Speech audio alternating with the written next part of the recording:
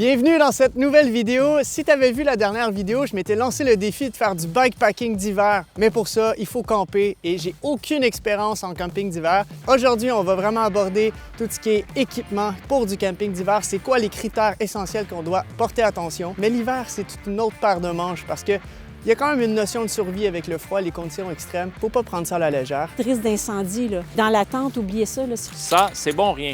On laisse ça à la maison. Et c'est pourquoi je suis accompagné aujourd'hui d'Emmanuel Daigle, qui est en fait un guide certifié de trek en haute altitude, qui est conférencier, formateur, il a beaucoup d'expérience dans le plein air, et auteur de 3 ouvrages en haute altitude. Donc clairement, je te laisse le lien en description si ça t'intéresse de voir son parcours, ainsi que Sylvie Chénier, qui est une grand-maman adorable, qui est une technicienne en loisirs, qui a 10 ans d'expérience dans le plein air, qui est représentante aussi de la compagnie MSR et Thermarest, qui est 2 grandes compagnies dans le domaine du plein air. Alors j'ai beaucoup de chance d'être avec eux, qui vont me donner leur expérience et leurs conseils qui vont m'être fort utile pour ma propre expérience. C'est pourquoi on aborde ça dans cette vidéo aujourd'hui. Ben oui, tu sais, j'enlève mes... Tes raquettes pour aller chercher tes gants? C'est ça, c'est fort ça. OK. En fait, il va y avoir 2 parties à la vidéo. La première partie, on va parler avec Sylvie plutôt matériel. C'est quoi vraiment les critères qu'on doit regarder au niveau du matériel. Et ensuite, on va passer avec Emmanuel qui, lui, va nous dire comment s'en servir en fait de ce matériel-là parce qu'il y a des choses à savoir, un comportement à adopter en hiver. Et donc, on va vraiment faire 2 vidéos, 2 capsules pour ça. Et donc voilà, fait que là, on va commencer avec Sylvie pour ce qui est du matériel. Merci Sylvie d'être avec moi aujourd'hui pour m'éduquer, m'orienter dans mon choix parce que l'équipement, je pense, c'est super important pour le camping d'hiver. C'est effectivement très important, Yannou. Puis en fait, il y a plusieurs aspects qu'il faut considérer. On va commencer par un des aspects. Là. Il n'y a pas une priorité par rapport à tout ce qui va être fait, mais entre autres, notre abri. Est-ce qu'il faut absolument avoir une tente d'hiver pour faire du camping d'hiver ou une tente d'été peut faire le travail? C'est quoi la différence en fait? C'est une excellente question. Yannouk, en fait, on pourrait faire avec n'importe quelle tente si on veut. Par contre, il y a des complexités. Le tissu n'est pas le même. On va avoir du polyester ou du nylon. Le nylon va être utilisé surtout pour les tentes d'été, beaucoup plus léger, mais plus fragile. Donc, quand ça gèle le matin, quand on veut la défaire, ça va être un matériau qui va être difficile à ranger dans sa poche. Alors qu'une tente comme celle-ci, le double toit est conçu vraiment pour aller à des températures plus froides. Et aussi, tout ce qui est armature, c'est beaucoup plus solide. Si jamais il y avait une bonne bordée de neige qui tombe, il va être capable de soutenir la quantité de neige. Il faut sortir pour déneiger, mais il va être capable quand même de garder une bonne quantité de neige là, sans trop s'écraser. Okay. Donc, les arceaux en carbone ou en alu, mais pas en fibre de verre, OK? Parce que fibre de verre, ça ne résiste pas tellement bien l'hiver. Ça peut va exploser. Ben, tu sais, à la manipulation, ça peut éclater, effectivement. Okay. Pour vous mentionner aussi que la Remote, celle-ci, c'est la Remote 3 chez MSR, mais la Remote 2 a été nommée meilleure tente d'hiver. Fait qu'on est vraiment content pour ça chez MSR. Okay, Oui, okay. Vraiment, on est content. Ensuite, ce qu'on va avoir, c'est qu'on va avoir des trappes un peu partout qui vont permettre d'évacuer l'humidité parce que veut pas, notre corps génère de la chaleur. Donc, un endroit clos va faire en sorte qu'il va y avoir de l'humidité qui peut s'accumuler. Donc, on va gérer cette portion-là en ouvrant, dépendamment combien on est dans la tente, on va utiliser ça. Je pense que la gestion de l'humidité, c'est comme notre ennemi numéro 1 en camping d'hiver. Fait que il y a des tentes qui sont adaptées pour ça. Il y a des tentes adaptées pour ça. Puis oui, la gestion de l'humidité, c'est primordial. Donc, une fois qu'on a ça, une fois qu'on a décidé là, quel type d'abri on veut avoir, là, après ça, on va parler de qu'est-ce qu'on utilise pour se coucher. Donc, on va avoir à la base un matelas de sol. Tout ce qu'on regarde pour le coucher aujourd'hui, c'est du Thermarest. Okay. Exactement. Ce qui est important à savoir, les matelas de sol, ils sont cotés, OK? On va aller en magasin, on va dire, OK, on parle de air value. Ouais, c'est quoi ça, du air value? Ouais. Le air value, en fait, c'est la capacité du matelas d'isoler du sol et de l'humidité. Donc, plus son air value va être élevé, plus tu as une protection. C'est ça qu'il faut retenir en gros. Là. Donc, il y en a des 2, puis il y en a des 6,8. Je pense qu'on est rendu à 8,3. Donc, tu sais, c'est rendu, là, c'est démesuré, mais c'est ça. Donc, c'est la construction interne du matelas qui va faire en sorte que ça va nous donner une protection. Si je prends juste, par exemple, celui-ci, là, qui est le matelas X-Term de Thermarest, c'est des canaux d'air qu'il y a à l'intérieur, la conception, plus il y a des feuilles qu'on appelle Thermocapture, ces feuilles-là reflètent la chaleur du cadre. Pour le Xterm, c'est peut-être un petit peu plus bruyant que le prochain que je vais te montrer, mais ça a été quand même beaucoup amélioré à comparer à ce que c'était. Par contre, quand il fait très froid, on s'assoit dessus et on sent tout de suite, là, c'est quand même impressionnant, ça tout de suite comme la chaleur de... Ah ouais, clairement. Moi, j'aime mieux mettre des bouchons d'oreilles, mais bien dormir que d'avoir froid Oui, partout. mais avec la tuque puis le capuchon du sac de couchage, je vais t'avouer que... Ça va. On n'entend pas tellement. Donc, on a parlé de ça, mais il y a quelque chose qui est important à savoir, c'est que ces matelas-là, dans le fond, ils sont gonflés. C'est des matelas gonflables, donc il faut mettre de l'air à l'intérieur. On est mal pris s'il arrive un bris, parce que réparer ça en plein hiver, c'est pas comme l'été, là. Bonne chance pour trouver la fuite puis tout ça. Donc, c'est vraiment important d'avoir... Ça, dans le fond, c'est un matelas, c'est des cellules fermées qu'on appelle. Ouais, donc, dans le fond, ça ici, ça, c'est le Z-Light Sole. Ah, ça, j'en vois beaucoup en vélo, là. Il y en a beaucoup qui utilisent ce genre de truc-là parce que, ben, ça ne dégonfle pas. C'est indestructible. Ouais, Yannouk, c'est vraiment très, très résistant. Puis si ça se brise avec du duct tape, ça se répare facilement. Fait que si tu pars dans ta rando de fat bike puis il arrivait quoi que ce soit, ça se répare quand même bien. Là. Bon, OK, c'est quand même intéressant. Gros, mais ça pèse absolument rien, là, honnêtement. Ça a l'air imposant, mais pas du tout, en fait. Très, très léger. Puis l'autre chose qui est importante à savoir aussi, c'est que, comme on peut voir, là, il y a vraiment des petites alvéoles. C'est tout renfoncé là, à l'intérieur de ce matelas-là. Donc, ce que ça permet, surtout l'hiver, c'est que, justement, si on a de l'humidité, si on génère de la chaleur puis que c'est de l'humidité qui en découle de tout ça, bien, l'humidité va se ramasser dans des petites alvéoles. Donc, tu sais, comparativement à un matelas qui est flat, où là, ça va être le matelas qui va être givré, bien là, ça va donner une protection supplémentaire. Donc, ça, on ne part pas sans ça, sérieusement. En camping d'hiver, là, même, tu sais, on veut s'asseoir dehors, on veut manger, on le sort, on l'étale, on s'assoit, on est isolé du sol pour manger. C'est ça que j'ai, là, présentement. Oui, là. J'avoue que je remercie mon péteux.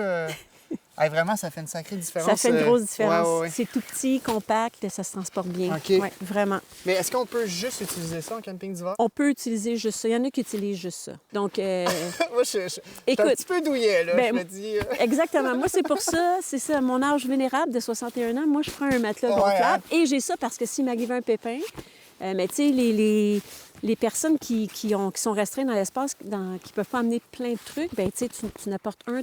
Si tu as le choix entre les deux, tu pars avec lui. Versus celui-ci, qui est le X-Lite, qui est 4,5.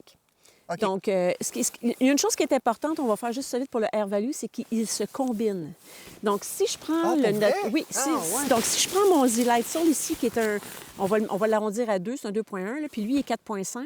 Si je prends les deux ensemble, je tombe avec un 6,5 d'Air Value. En fait, tu sais, je pourrais prendre plein de matelas puis me faire une pile ça d'autres, puis c'est Air 20, genre. Oui, sauf que là, tu sais, mais il n'y a personne qui va s'accumuler 5 matelas. Non, clairement pas. Ça ne tient pas, de toute façon. Bien, c'est pratique si jamais une crevaison quelque part.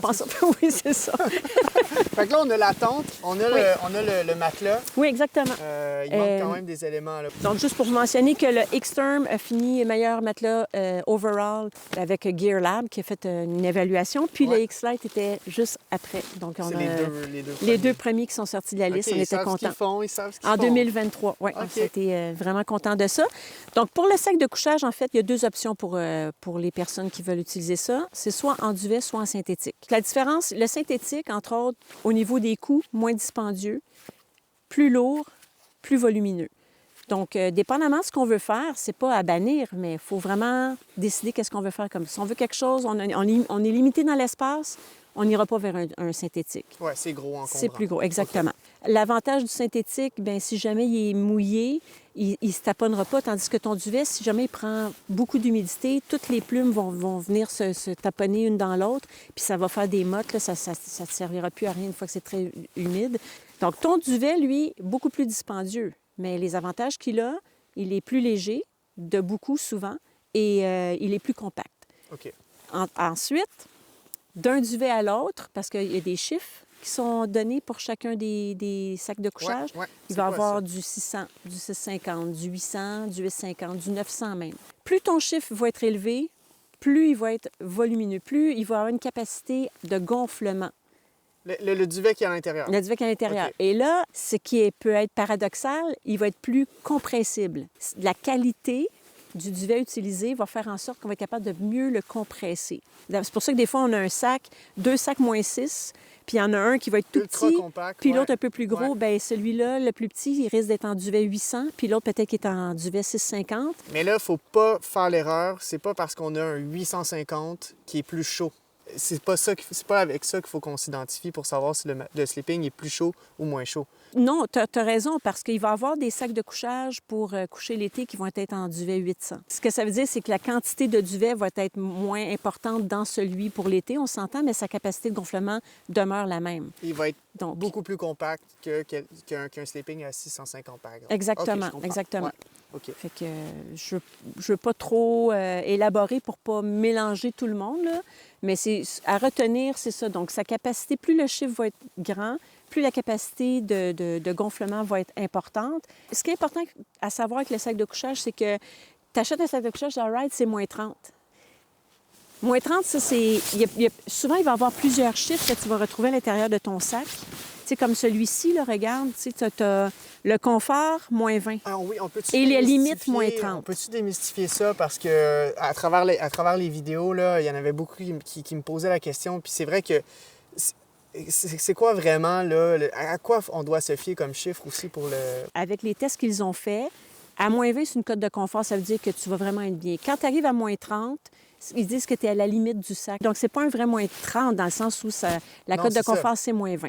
Donc, je peux à moins 25, je vais être bien. Il n'y a pas de risque pour ma sécurité, mais le confort Donc, est moins grand. On regarde le confort quand on magasine. Oui, on regarde le confort parce On que moins regarde pas 30... les limites, là, parce que... Non, il va avec le confort pour la sécurité, puis après Ouais. ça, OK, c'est ça nous donne un plus, là. Donc, tu vois, celui-ci, c'est un moins 30, puis celui-ci, c'est un moins 18. Puis si je regarde à l'intérieur, Confort, moins 18. donc là, lui, confort moins 10. Moins 10. Le OK. chiffre que tu vois tout le temps, là, quand on dit c'est un moins 18, Ouais, c'est pas... c'est sa limite. OK, c'est ça. En tout cas, chez Thermarest, c'est comme ça. Je peux pas dire pour toutes les compagnies. Quand tu vois moins 18, tu sais que ça, c'est sa température extrême. OK. Aussi, avoir un liner, c'est super important dans un sac de couchage. Surtout aussi parce que ça te permet de laver moins souvent ton sac. Ouais. Euh, Mais il y a des liners aussi isolants. Ça vient il y a ajouter des degrés au Oui, sleeping. mais là, il faut faire attention avec les degrés. Quand ils disent que ça t'accorde 10 degrés de plus, On s'entend que... c'est ça. C'est pas... à noter, là. Mais que- c'est Ouais. ça donne... surtout, tu sais, le duvet, c'est pas quelque chose qu'on veut laver là, à outrance parce qu'il y a déjà une petite huile naturelle là-dessus. Fait que quand on va l'utiliser, là, ça va être bien important là, de nettoyer vraiment au besoin Ouais. et d'utiliser des produits spécifiques à ça. Là, je veux juste faire une petite parenthèse.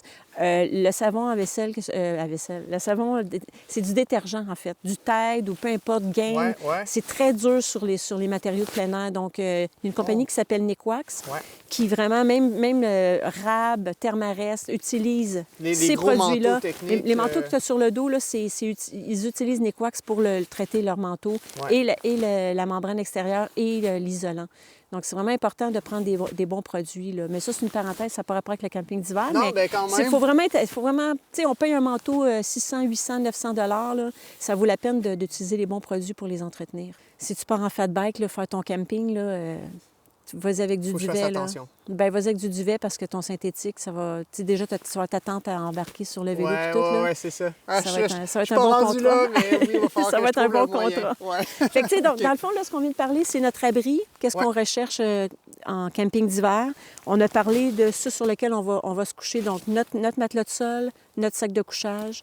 C'est pas mal ça là, pour ce qui a trait au coucher. Vraiment des petits trucs importants à vérifier parce que ça, c'est la clé. Hein. Gérer ton humidité en hiver, c'est Ouais, la clé. hein? Ouais. OK. Tu sais, en fait, ce que je dis souvent aux gens, quand tu pars, là, si tu pars ton activité puis t'es bien puis t'as chaud, c'est mauvais signe. C'est sûr que tu vas transpirer il est dans trop pas long. tard.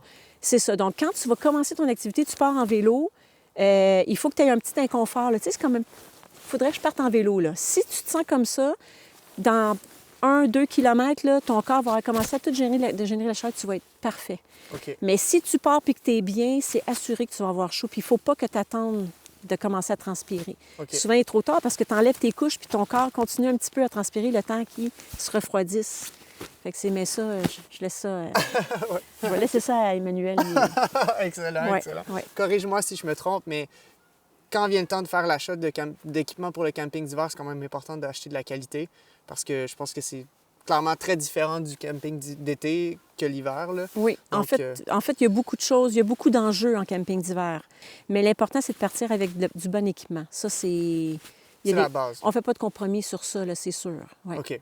Oui, au niveau des achats, les boutiques spécialisées sont mieux positionnées pour nous aider, nous accompagner. Puis bien, rappelez-vous qu'il y a des endroits qui font de la location aussi. Donc, des fois, si on n'a pas, on peut choisir quelques items qu'on veut acheter, puis projeter dans plus long terme pour acheter d'autres trucs, puis de faire de la location, ça vaut la peine. Ouais. Ça nous permet d'essayer de l'équipement aussi, puis de savoir qu'est-ce qui nous plaît dans ça. Super. Donc, Ouais, je vais mettre le lien en description pour si ça t'intéresse de faire de la location, évidemment. Puis je vais mettre le nom de tout ce qu'on a présenté aujourd'hui aussi en description pour pouvoir t'orienter dans ton choix. On va passer, on a faim, on aimerait ça manger en hiver. Comment ça se passe? On va regarder ça. OK, on part maintenant pour ce qui est de tout ce qui est cuisine. Comment on cuisine? On cuisine-tu, en fait, en camping d'hiver? En fait, on cuisine pas beaucoup. En camping d'hiver, ce qu'on va vouloir faire surtout, c'est faire fondre de la neige ou si on avait déjà de l'eau, faire bouillir de l'eau. C'est pas le temps de commencer à cuisiner, il fait froid, on veut manger au plus vite puis aller se coucher. C'est ça qu'on veut faire l'hiver. OK. Je rigole. Mais tout ça pour dire que c'est ça. Donc, ce qui est important, il y a comme deux types de réchauds qu'on peut utiliser. Un que je recommande moins. Je vais dire pourquoi après. Donc, celui qu'on a ici, c'est le modèle XGK chez MSR. Ils en ont plusieurs. Pourquoi j'ai apporté le XGK? C'est qu'il est souvent associé à l'hiver. C'est vraiment un réchaud qui est ultra rapide à faire bouillir de l'eau ou faire fondre de la neige.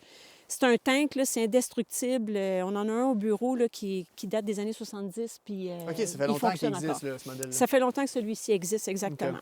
Donc, la manière que ça fonctionne, c'est avec une bouteille avec du carburant à l'intérieur. Celui-ci va fonctionner avec de l'essence, avec du naphta qu'on appelle du gaz blanc, ce qui est l'idéal dans tous les carburants parce que c'est le plus propre, qui va moins crasser le système. Ça pourrait être du kérosène. L'idée derrière ça, c'est ce sont des bouteilles, donc il n'y a pas de pression. On a besoin de mettre de la pression dans notre bouteille. Ouais. On va juste venir pomper ici avec la petite pompe. On va mettre de la pression à l'intérieur de la bouteille qui va permettre... Je ne donnerai pas de cours techniques sur le produit, mais donc après, tu l'as vu dans les vidéos, là, si tu as suivi nos aventures autour du monde, c'est exactement ce système-là qu'on avait. Puis j'en ai pompé un sacré paquet de gaz à l'intérieur les 2 dernières années. Exactement. Ça va très bien. C'est ça. Dans le cas de Yannick, c'était le Whisper Light. On va utiliser des casseroles, faire fondre de la neige. Ce qui est juste important, là, que je vais juste dire rapidement, quand on fait fondre de la neige, on s'assure qu'on a peut-être un petit peu d'eau dans le fond de la casserole pour pas brûler la casserole. Donc, si déjà on avait un petit peu d'eau, on fait juste mettre un petit fond d'eau, puis après ça, ça y va tout seul. Ah ouais, OK. Ça pourrait brûler idéalement, c'est parce que la neige, il y a beaucoup d'air, hein, puis souvent, on ne va pas remplir uniformément le fond de la casserole. On pourrait abîmer la casserole. Ça, c'est vraiment, dans toutes conditions, ça va fonctionner. C'est vraiment quelque chose qui est vraiment... Le froid, c'est pas Le froid, c'est pas une option. Okay. C'est pas un obstacle, excusez-moi, au fonctionnement. Ouais. Sinon, on a ce qu'on appelle des systèmes à cartouches qui ressemblent à ça ici. Tu sais, on voit ça beaucoup l'été, là. Le gros désavantage, c'est qu'à partir d'une certaine température, quand il fait très froid, ça fonctionne presque plus, voire des fois même presque pas. Presque pas. Okay. Je veux dire, donc souvent les gens qui s'entêtent à prendre ça vont être obligés de gérer la cartouche, donc la garder à la chaleur pour pouvoir l'utiliser. On l'appelle système à cartouche parce que tout fonctionne ensemble, OK? Moi, j'ai jamais utilisé ce genre de système-là. Tu sais, on l'appelle le Windburner chez MSR, celui-ci. Il porte très bien son nom par grand vent. Là, il va fonctionner, il ne perdra presque pas de son efficacité là, à faire bouillir de l'eau, exactement. Ça donc, il vient... une grosse plaque, OK. Oui, dans le fond, il va venir s'imbriquer dans le système comme ça. On l'appelle système parce que tout va ensemble. Je ne pourrais pas, par exemple, prendre ça, un chaudron normal, puis venir le mettre ici parce qu'au niveau de la sécurité, c'est dangereux. Et en plus, on peut faire surchauffer le réchaud. Il n'est pas conçu pour recevoir une casserole. C'est vraiment normale. Un ou l'autre, on peut pas. Un ou l'autre. Okay. Et il existe aussi, de toute façon, un système pour groupe où on va avoir un chaudron comme ça, mais avec la même emprise pour aller sur le système. Oui, parce que clairement, ça, c'est plus pour une personne. Ça, c'est pour une personne. Il existe pour 2 personnes ou pour groupe. Puis, tu sais, il tient très bien ensemble. On peut même l'avoir avec une attache pour le suspendre, pour le faire fonctionner pendant qu'on fait d'autres choses. Si jamais on n'a pas, si on n'a pas de place stable, là, il pourrait être suspendu puis il ferait très bien sa job. Pas dans la tente, j'imagine. Jamais, s'il vous plaît, jamais cuisiner dans une tente. Ah ouais? OK. Sérieusement, c'est très facile à flamber une tente. On a creusé ici un trou, vous avez vu là, tantôt avec Emmanuel, nous on a fait ça. Dans le fond, si tu viens faire ta bouffe, où est-ce qu'il y a de la neige, puis si jamais il y avait une fuite au niveau de tes cils ici, de tes scellants, ça va tomber dans la neige. Il n'y a pas de risque d'incendie, là. Mais dans la tente, oubliez ça, là, Autant en été qu'en hiver, hein? Autant en été qu'en hiver, jamais on fait de la Ouais. nourriture dans notre tente. J'ai jamais fait ça. Ben non. C'est un pro. T'as déjà fait ça? Non. On va se parler après. On va régler ça. Donc, OK. Donc, c'est ça. Donc, c'est tout ce qu'il y a à savoir au niveau de ce qu'on a besoin pour faire la nourriture, OK? Ben, là, on a... Ça, c'est le même modèle, je pense, que ce que moi j'avais en voyage, Au ce niveau de la modèle-là. casserole? Oui, c'est ça. Il y a le Alpha Pot Bien, en fait, en aluminium. oui, c'est ça. En fait, ça, c'est un aluminium avec un enduit. Sinon, il y en a qui c'est avec de la céramique qui est plus résistant. Ouais. Et puis, il existe le titane pour l'ultra léger, mais ça fait très bien la job. Oui, il n'y a pas Celle-ci, de là, critères hiver-été. Ben, non, il n'y a pas de critères hiver-été, Ouais, en c'est fait. Donc, on cuisine pas l'hiver, en fait. On mange On les sachets. cuisine pas. Sachets, oui, ça, en fait, Emmanuel va vous parler de tout ça tantôt, là. Mais effectivement, on fait bouillir de l'eau l'hiver, essentiellement. Là, on ne vient pas cuisiner. Là. OK. Ouais. Et voilà ce qui termine cette vidéo. Maintenant que j'ai tout l'équipement, je suis enfin prêt à partir en camping d'hiver. Wow, Yannock, là, ça marche pas comme ça, là. Pourquoi? T'as aucune connaissance, tu sais pas comment les utiliser. J'avoue. On se donne rendez-vous dans la prochaine vidéo. Ciao! Je penserais pas. Hey, perds pas ça! Hey! Que je te wave! Perds pas ça! Ouais, mais c'est bizarre un peu de parler comme ça, ouais. Non, c'est de même que tu fais tes vidéos? OK, c'est ça, c'est... Regarde, remets ça en terre. Attends, non, hey! Ça va pas là longtemps? Ben oui, mais si tu vas te geler pour rien. OK, bon là, allons-y. OK! On se gèle. Bon, salut! Les hémorroïdes! Wouhou!